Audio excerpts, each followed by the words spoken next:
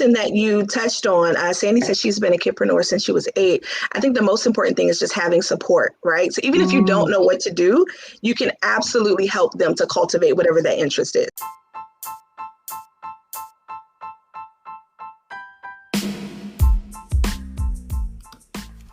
Good morning, everyone. Welcome to season 5 of the 15-ish minute coffee chat, a conversation providing tips for every entrepreneur and business owner. Join host Selena of Hauoli Socially Inspired and Anna of NomadAbout with guest Patrice Jones of Little People, Big Faith to learn how you can help your kidpreneur accomplish their big entrepreneurial dreams and have fun and learn valuable business lessons while doing it. Yay!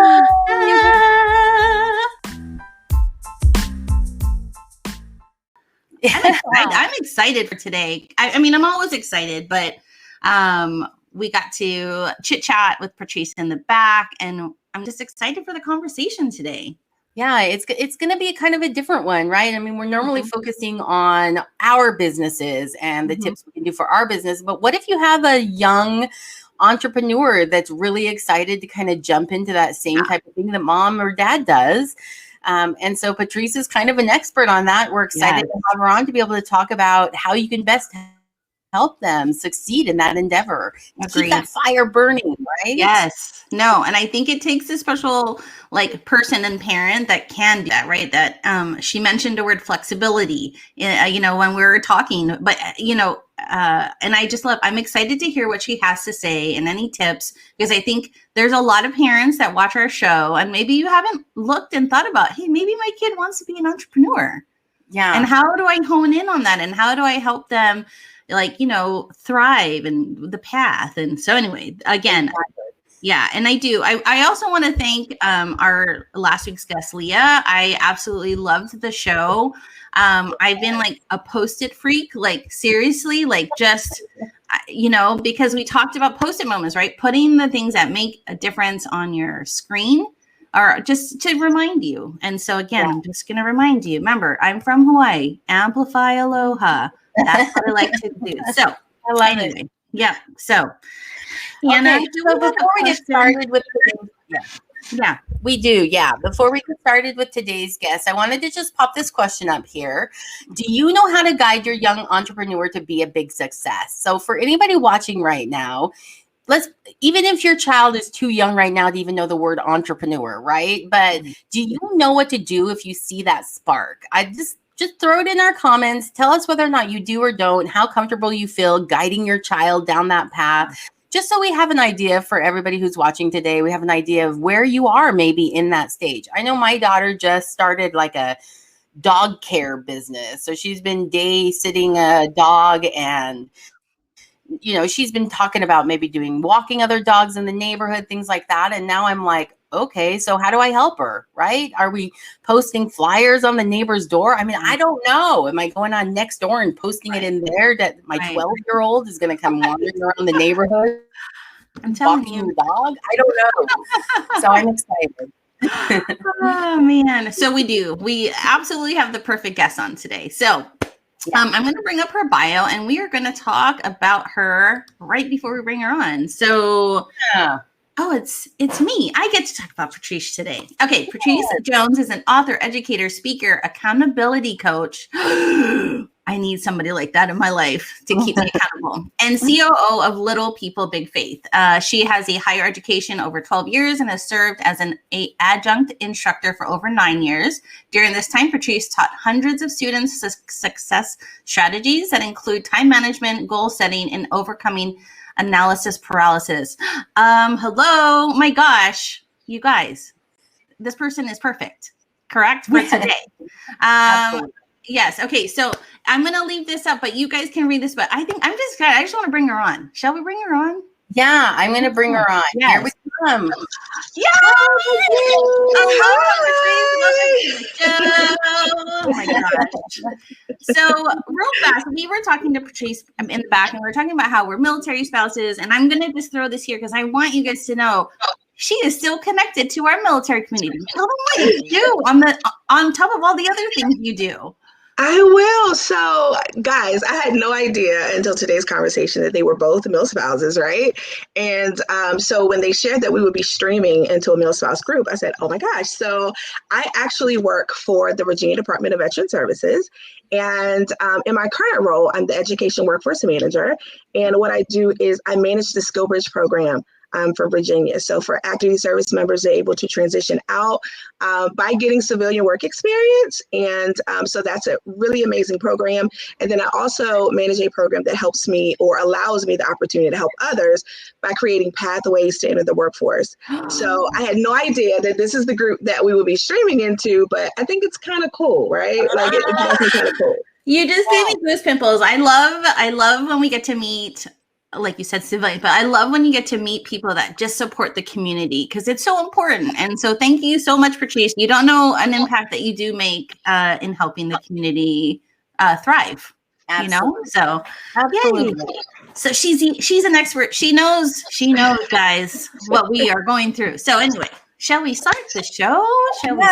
Well, let's start with our coffee cup selfie. All right. Yeah. So coffee cup, take a selfie with us. Love it. Oh, love her mug, you guys. Okay, on 3. We're gonna go 1, 2, 3. Yay! Okay, cheers. Okay, cheers. Thank you, Patrice. Oh my gosh. Okay, let's dive into kind of like what we want to talk about, which is our toolkit. Yeah, I am going to pop these 2 comments up on the screen. Oh, so yes. Sandy had her first business when she was 8 years old. So Sandy is now a grandmother, and that means that she has been an entrepreneur literally her entire life. Like really, that's awesome. Yeah. And then we have this from John that says, I'd be able to help, but kids are denied so many tools adults take for granted: mobile phones, social media, bank account, transportation, ability to make their own deals. This is so true. So probably something that we'll touch on maybe a little bit today as we converse about what being a kidpreneur means and how we can best help them. Yeah. Thank you for popping those comments in there. If anyone else has an answer to the question, do you know how to guide your kidpreneur? Let us know in the comments today. Yeah. Because we have an expert here, guys, right down there. Yep. And I think something that you touched on, Sandy said she's been a kidpreneur since she was 8. I think the most important thing is just having support, right? So even if you don't know what to do, you can absolutely help them to cultivate whatever that interest is. So just know there is something you can do, even without being an expert. Never have researched whatever the area is that they want to explore. You can support them, and that's like the biggest thing ever. Yes. Thank you for reminding, I think, some of us, because, we think grand sometimes. And so when you think grand, you think you can't help, but you just reminded everybody that you can start small and start at the support. And that's the biggest thing. Ooh, see you guys, I'm just like, this is going to be a good Monday. It really is. Okay. So, Patrice and her kids have a great business. And so when we were talking about toolkits, we decided we're going to discuss Facebook groups. And some of the benefits of Facebook group is a direct line to the consumer, building a long-lasting relationship with consumer, the right specific consumer is part of your community, and you're learning from one another and you become part of a community. So I know I've been part of many Facebook groups, but I'd love to ask Patrice, like, what do you think the benefits of a Facebook group has meant to you guys and to your kids? Yeah, for us, it's been amazing. I actually just launched our group in January of this year, so it's fairly new. Yeah. It's called Parents of Little People with Big Faith, and it's obviously the parent portion of our business, right? And so it's really a community that was created to inspire parents and create community around parents to have like a safe place, to have healthy dialogue and connect to other parents and caregivers to share best practices and resources. So it's really a support group for parents who are really focused on raising kids in faith. But what I enjoy most about the group is that it has a true organic reach. So, we're not really out targeting folks for our Facebook group per se. They find us, right? And so one of the great features about Facebook is, if you're in a group, it will literally tell you, other groups that are similar.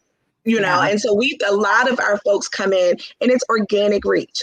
And I like that it's really an opportunity for folks to engage. So I learn from people that's in my group. I know what they're looking for right now, just based on the type of information that we're sharing. So I know what the needs are. And then I can hear feedback of, obviously their likes, their, what they like to see differently out in, to purchase in stores and things. And so it's really a true way for me to gauge what the needs are. I have a tribe and organic reach. Like those are the top things that I would say I love about Facebook groups. Yeah, no, and I love, yes, everything you just said. Anna, any takes on that as well? No, I would just say that Facebook groups are a great way to share expertise, right? Sometimes when you make a post, like just a general post, either on your business page or on your personal page, it gets lost a little bit because there's so much information. And when you're part of a group, you know that you're focusing on some very specific topics. And so it's a great place where you can share your knowledge and your information, just like Patrice was saying, she learns from them, even though she started the Facebook group. She's the expert in there, but she's learning from her community because everybody's got great ideas at some point. And anyway, I personally am part of way too many Facebook groups. Like, yes. Sometimes you have to cull it down just a tiny little bit. But I the ones that I have joined, I have definitely found value in them. So if you're looking for something specific to help you with, I can almost 99% guarantee there's a Facebook group out there. In fact, Selena just asked me today, we were talking about a retirement thing, and she's like, is there a Facebook group for that you could join? I'm like, I'm going to go look for one. Right. So anyway. Yeah, very niche down. But we thought this was a good toolkit is, one, be part of a Facebook group to learn, or two, like Patrice, you start a Facebook group for your community that you are trying to attract, right? So, and yes, everything about the organic reach, Facebook wants you to start a group. And that stuff goes out. It reaches further than your own business page. So, it's like, why even have a business page? But we won't even get into that, right? So. Oh my gosh. Okay, what are we on to next? What we're going to do our mental health question of the day. So we always include a mental health question. And the reason why we started doing this is because as business owners, I think, especially small business owners, sometimes we forget that aspect. When you're part of a corporation, they have a mental health policy or a mental health plan, or you get your days off, your time off. When you own your own business, when you're an entrepreneur, it's up to you to create your own mental health plan. Wait, I need you. Yeah, for sure. I absolutely 100% agree. So I'm acting weird. I'm just waiting for my life to connect here. I have my question ready. It's coming right now. I can throw it up on the ticker as well, Selena. That's ready. Oh yeah, no, it's here. I'm just laughing at myself because I'm like, I thought I had it all together today, and I was like, yeah, I do. It's here. It's here. But yes, okay, Patrice, we have a great question for you, and it came from, like Anna had said, from our mental health barista. There we are. Ooh. Opening. She was actually one of our guests from season 3, and she was anyway, we just thought mental health is super important, especially I would imagine too, as you're guiding your kids right through this journey, you want to make sure too that they're okay and that they're right. So we feel this is a great question. So I am going to pop this up. Oh, that's not it. Is that it? No, that's not it. That is not it. I'll throw it up on the ticker. Yeah, thank you. All right, there we go. The mental health question of the day. I'm actually going to do it just like this. All right, Patrice, as the keeper of your entrepreneurial child business, how do you help recognize success?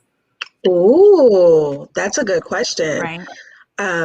Well, I think when you think about kidpreneurs and kids, the number one thing is we don't want to add pressure.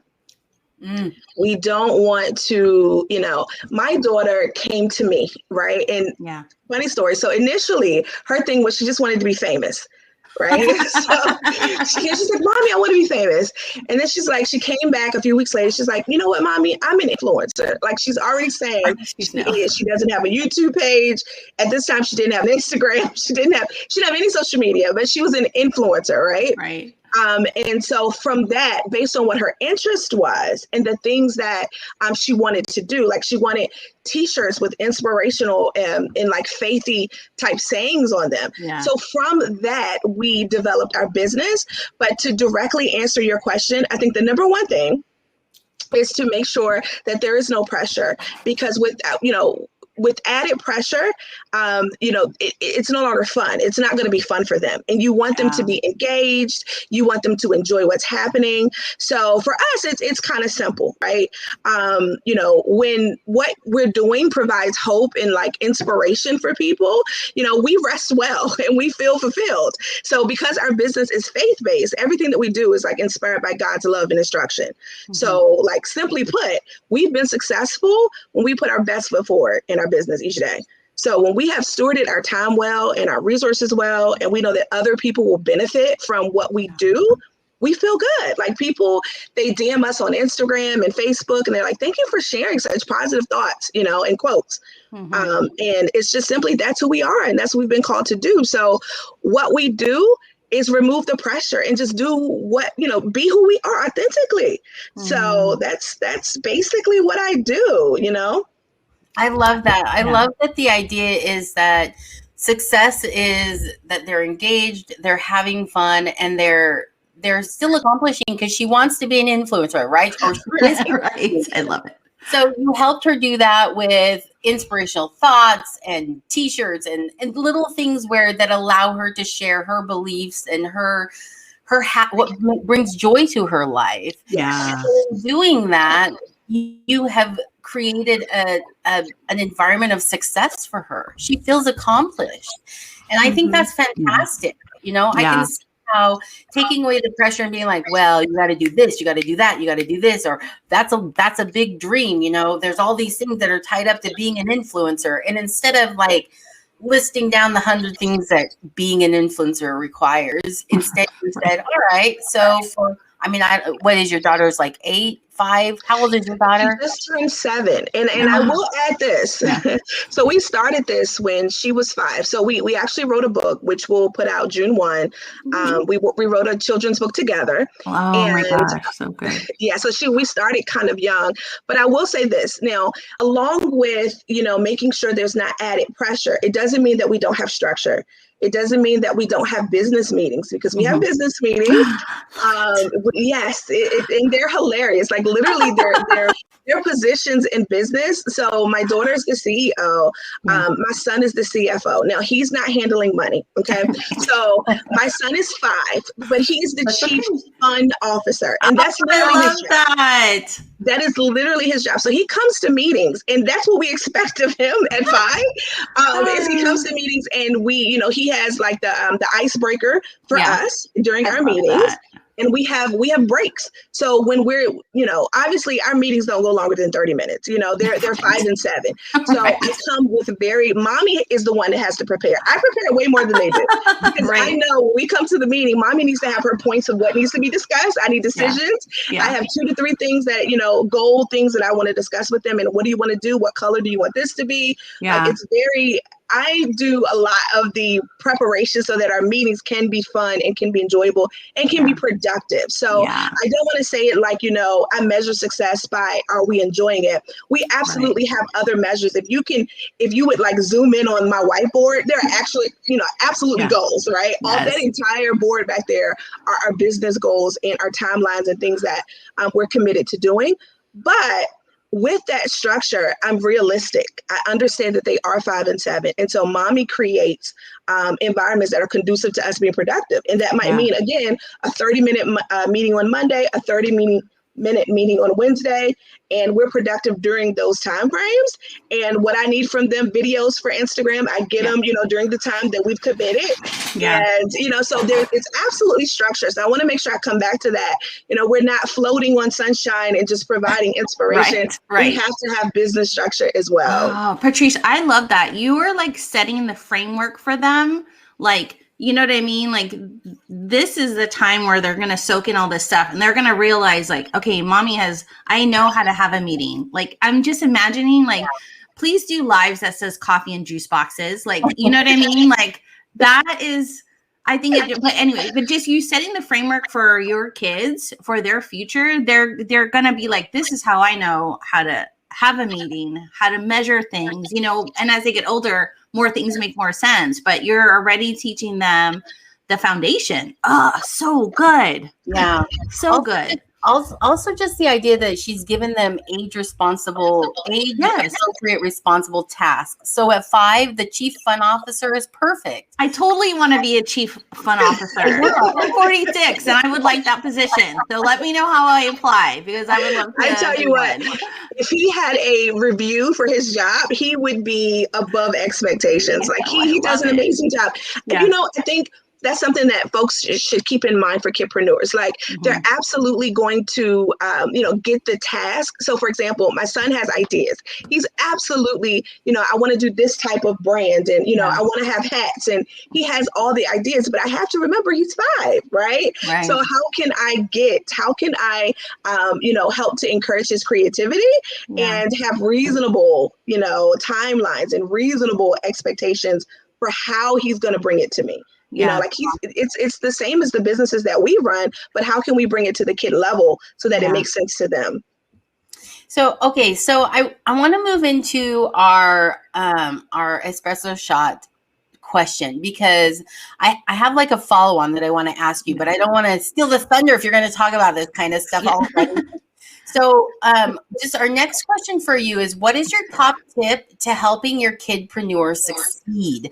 Now, you already kind of mentioned that it's taking away the pressure, but still having a structured business and expectations for them.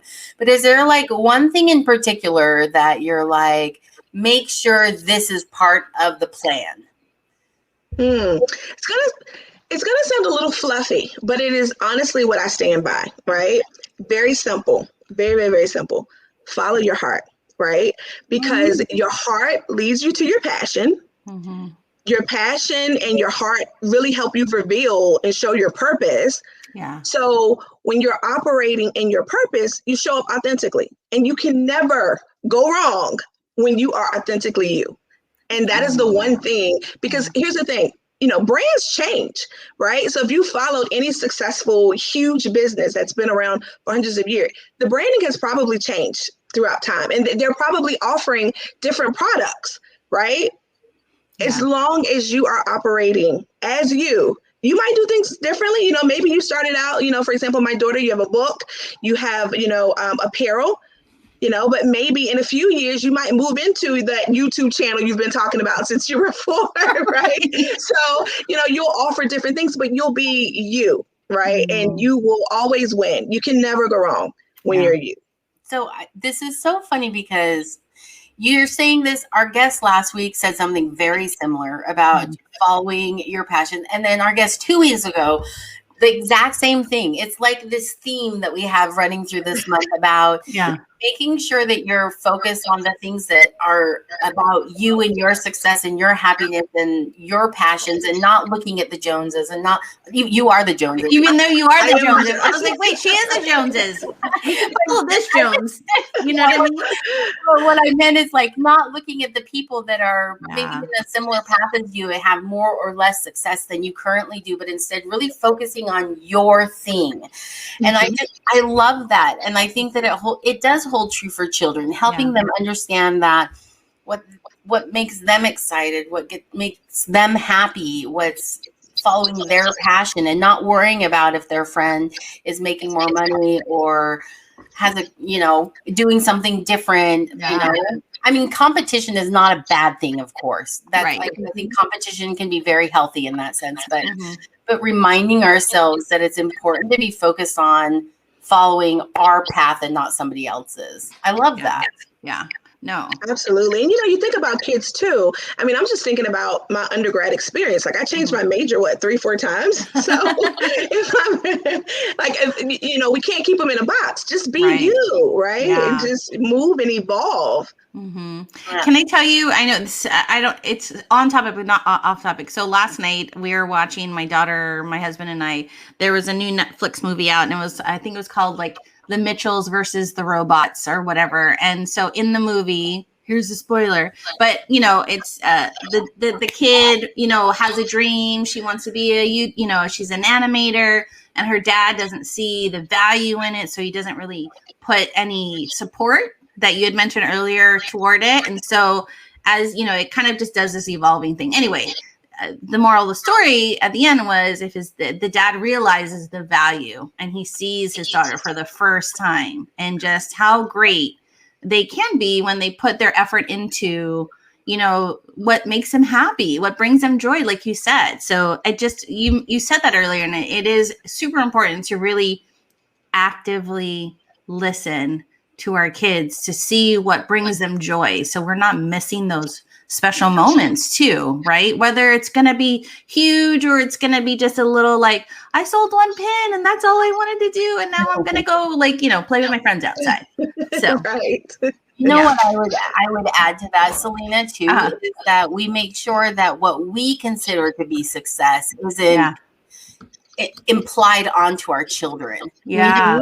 Because they might think selling one pen is awesome. Right. And we're like, no, you needed to sell 10, right? So it's really important that we don't push what we consider to be success. Instead, we really do have to focus on what do they consider to be success. Yeah. What do they consider to be an accomplishment, you know, and yes, guide them. Right. So that there's realistic expectations, but to nurture that excitement for what they can do at the age that they are. Yeah. Very good. That's really good. Okay, so here's my follow-on question because we didn't touch on it. Yeah. Tell me about how you handle money with your children. Yes. Like budgeting. I mean, my kids have some grand ideas sometimes, and it's thousands of dollars that we're talking about, right? So how do you realistically narrow that down for cash flow, budget, that kind of thing, that conversation with your children? Oh, wow. This varies. I will say this. So I am still teaching my son, right? Even like how much is in a quarter, right? Yeah. So I'm still teaching him a quarter's this, $1 this, $5 means this. However, the way that I am able to kind of teach them the importance of even what a budget is and how we can do things is very simple. I actually just had this experience with my daughter. So my daughter wanted a new iPad. Okay. She had a tablet. And actually my mom had gifted her an actual iPhone, and the iPhone went out on the blitz, stopped working. And so she wanted an iPad because she had gotten used to, you know, texting her auntie and her cousins, her dad and I, whenever she wanted to. So she wanted an iPad. So I, you know, told her how much the iPad cost. Right? And what I did was I showed her, we looked at how much her t-shirts that we sell cost. We looked at how much her books are going to cost, her coloring book that's going to be on sale June 1. We looked at how much those products were, and we equated that to the cost of the iPad. What I said was, if you want to purchase the iPad, this is how many t-shirts we'd have to sell. Yeah. If you would want to purchase, you know, the iPad, this is how many books would equate to this iPad. Yeah. Right. And so, short story, she already has the iPad, right? The book doesn't come out until the book doesn't come out until June 1. Okay. So all of her products are launching June 1. So she's not sold anything yet, but I thought it would be helpful for her to understand the value. This is how much this is going to be. Here's the fun fact. She's already been working, right? So she's already been doing her social media. She does her videos. She provides content for the messages that I put up. She's already pre-sold her books to her teachers at her school.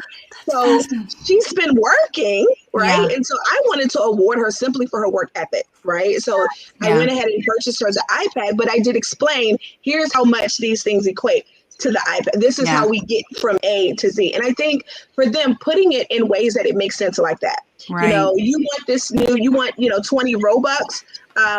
Is it Robux? Yes. Robux dollars? Yeah. This is how many, this is how many followers we need. Yeah. Breaking it down. Yeah. Yeah. That's super smart. Yeah. In their language, especially in the language of whatever their product is. This is how, for my daughter, this is how many dogs you have to walk. Right. And how many months it would take for you to earn this amount of money to purchase this item. Right. Especially an iPad, right? Those things aren't very expensive. Right. Yeah. Right. No, So I think to answer your other question as well, I think long-term conversation would be things like, first of all, when your funds are coming in, when you are selling products, understanding how much has to be maintained in a pot to continue business. And that's another part of the conversation that we started is that, okay, just because the money comes in doesn't mean we can spend it all. We've got to put some back into the business to continue ordering products so that you can continue selling product. So just helping them to kind of understand how the business functions. Because my deal with her is, first of all, I support her business 100%. We are a faith-based home. So, I've taught my kids faith all of their life. So I'm super excited when my daughter says things to me to remind me about faith. I'm super excited. For instance, one time I had a headache and I didn't feel well. She could see it. And she's like, Mom, what's wrong? And I said, well, babe, I don't feel well. I have a headache. Her response to me is, Mommy, just pray about it. Like, God will heal you, right? Like, it's childlike faith, right? Yeah. So I fully believe in, the business, what she does, and the desire to spread that around the world. I'm all here for it. But I've also made deals with her that this will be 100% your business one day and not too long from now, right? Yeah. I'm preparing you to take over this, right? So it's important that you're involved. So even though she doesn't understand, even though my son doesn't understand everything, I make sure to include them. My daughter has business meetings. She's on calls with me when I'm talking to people about product because I want her to understand all aspects of the business. It's just not, yes, it is cutesy and you get to say I'm a CEO, but I want you to understand the work that comes behind it as well. So, oh man. She would have been great to have on when we also had our Mother's Day edition, just to be, you know what I mean? Like, we're going to have your daughter on, we have to have her on another show. Cause that would be so fantastic. Right. Maybe summer starts very soon. So I have her on interview freeze right now, but we do have about 2 interviews lined up for her starting in June. So, oh my gosh. I'm excited for her. Okay. That is awesome. We'll have to do this. So much good stuff. And you gave me a lot of things that I know I do it for my own business, but I think it's like restructuring my brain to make sure if my kid wants to do this, how I can help her best. Right. So, this is all the good stuff. I just kind of okay, well, I guess we're going to go into where people can find you. So that way they can learn more things, but Yes. I think you're muted. Yeah, Selena, you're muted. I am muted. It's the morning. What's going on right now? God, I thought I all had it together, people, and today is just not the day. But anyway, okay, right here, we're dropping in the comments on YouTube or in our Facebook groups. This is a link that you can find her at. But let's pull up. Patrice, tell everybody where they can find you. Yay! Yes, you can absolutely find me on Facebook at Little People Big Faith. My personal Instagram is at the Patrice Jones, at Little People Big Faith. Also on Instagram, our website, Little People Big Faith.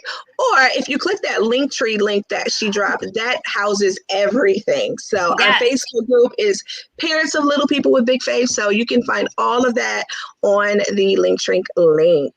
Yeah. And then, okay, we want to talk about this too. Can we talk about this? Okay, tell everybody what this is, why we're excited, how we can support it. Absolutely. So I'm super, super, super excited about this book. And I'll tell you why. So number one, it is an anthology. So it's me and 7 other authors. And the title of it is Dear Mama. And it's all these different parenting perspectives and experiences in the book. My title is There's Grace for That. Okay. So I'm super excited because I'm a very personal person. Okay. If you were to search my Facebook over the last several years, you wouldn't be able to know a lot. My anniversary day, my husband, milestones and things like that, but you wouldn't know Patrice, right? I'm working on that. I'm still working on, getting out there a little bit in that way. But you'll find all kinds of inspiration, but you won't know Patrice. But with this chapter, you will know Patrice in a whole different way, because I talk about the importance of giving ourselves grace, right? So today I talked about being a parent manager, and I also talked about the fact that I work a full-time job. I did not mention that I'm also an adjunct instructor. I think that Selena read that in my bio, but I'm also an adjunct instructor.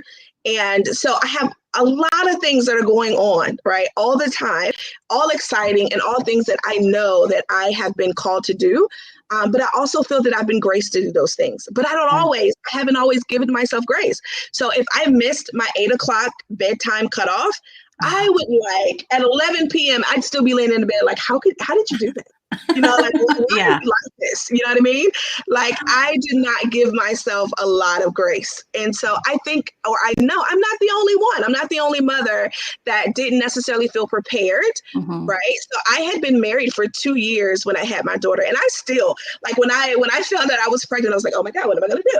You know, I was the baby in my family, so I never had to care for any kids. Yeah. And I had no idea what to do with my life when I found that I was pregnant. So I talk about that in this book, how even though I had no idea what to do, like, it was so necessary for me to give myself grace, right? Like, there's not this manual that gives us the A and B to every detail for our specific kids, right? Now, due to my faith, I believe that the Bible is our manual, but not to give specific day-to-day, make this move, Patrice, go this way, you know?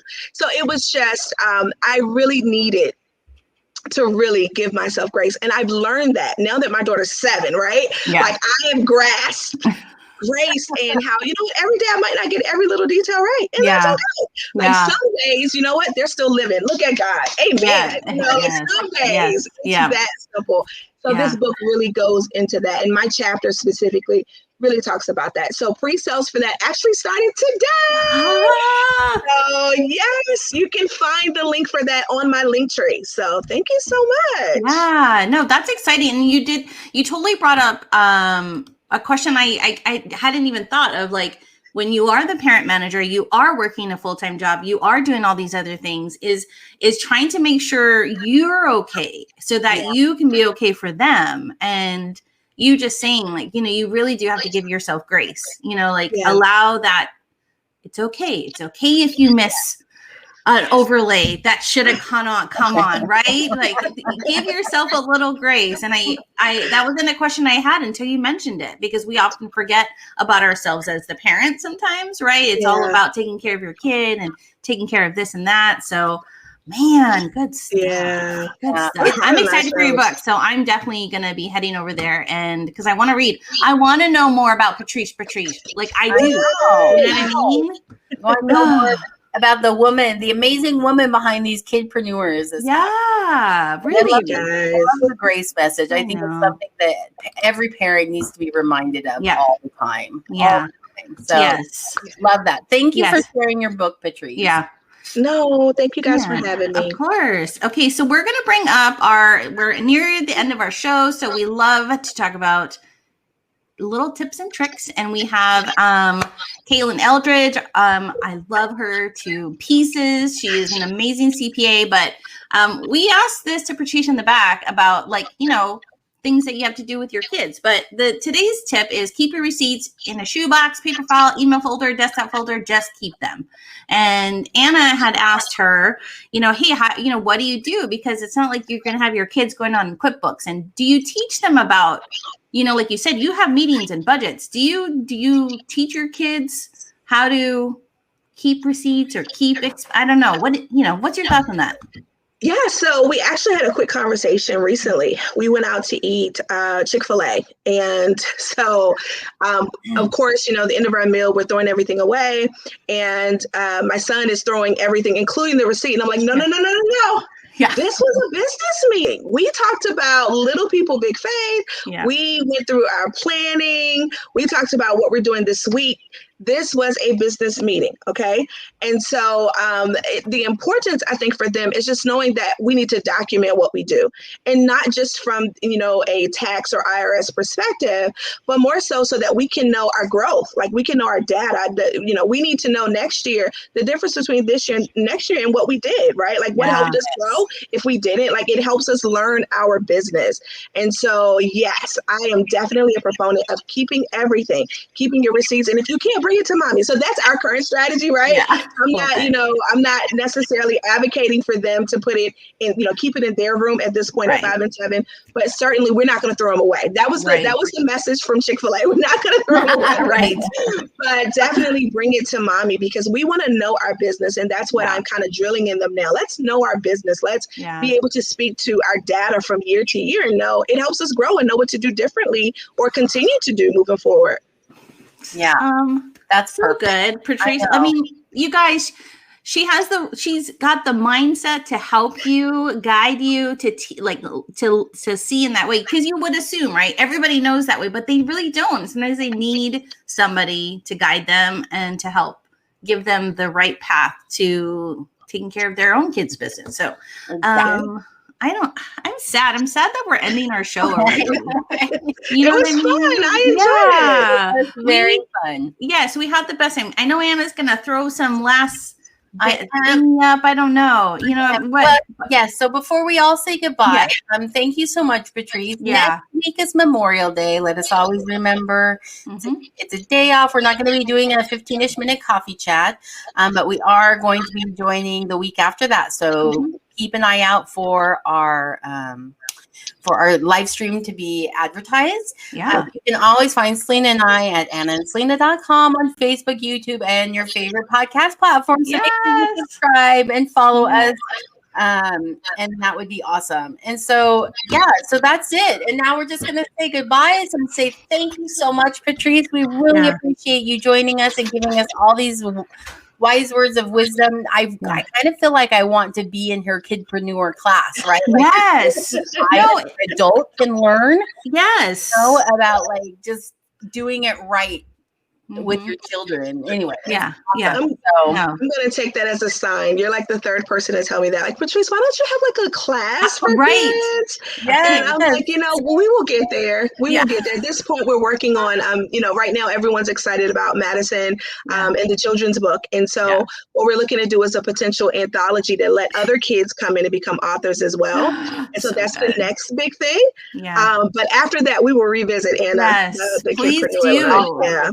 Yeah, you are valuable. You are so valuable, and just even the way that you speak and teach, and like you would make it easy for me to learn because my brain is always shiny objects. So I think you would have good stuff. So thank you. You're welcome. So you guys. Enjoy your week. It's a happy Monday. Great start for Monday. Brilliant week. And make sure you tag us in something about your kidpreneur this week so that we can share it with all of our audience. Tag Patrice. Follow her on LinkedIn too. I just connected with her. I'm like, how am I not? You know what I mean? And go follow all the things. But all right, guys. Adios. See you later. Aloha. Bye.